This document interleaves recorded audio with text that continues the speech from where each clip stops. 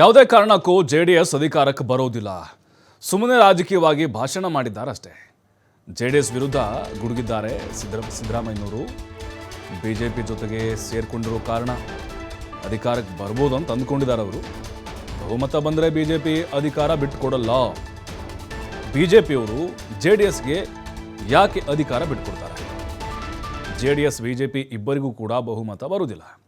ಒಂದು ವೇಳೆ ಬಂದರೂ ಕೂಡ ಜೆಡಿಎಸ್ಗೆ ಅಧಿಕಾರ ಕೊಡೋದಿಲ್ಲ.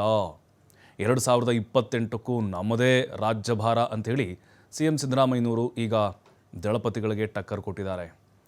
ಆಯಿತು, ಬರ್ಬೋದು, ಒಂದು ವೇಳೆ ಬಂದರೂ ಕೂಡ ಬಿಜೆಪಿ ಬಿಟ್ಕೊಡ್ಬೇಕಲ್ಲ ಇವರಿಗೆ ಅಧಿಕಾರನ, ಅಂದರೆ CM ಸ್ಥಾನ ಬಿಟ್ಕೊಡ್ಬೇಕಲ್ಲ. ಹಾಗಾಗಿಯೇ ಯಾವುದೇ ಕಾರಣಕ್ಕೂ ಎರಡೂ ಪಾರ್ಟಿಗಳು ಅಧಿಕಾರಕ್ಕೆ ಬರೋದಿಲ್ಲ.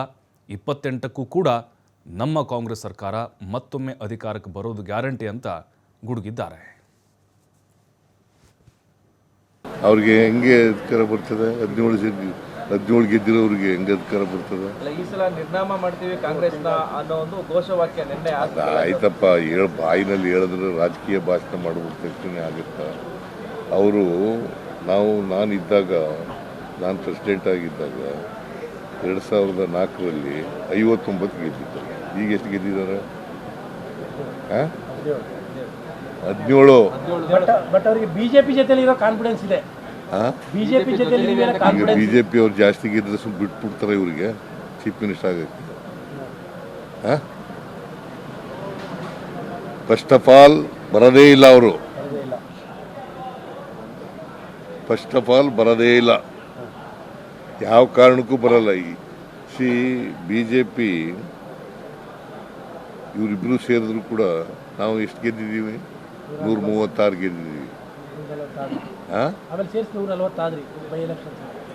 ಈಗ 140 ಆಗಿದ್ದೀವಿ.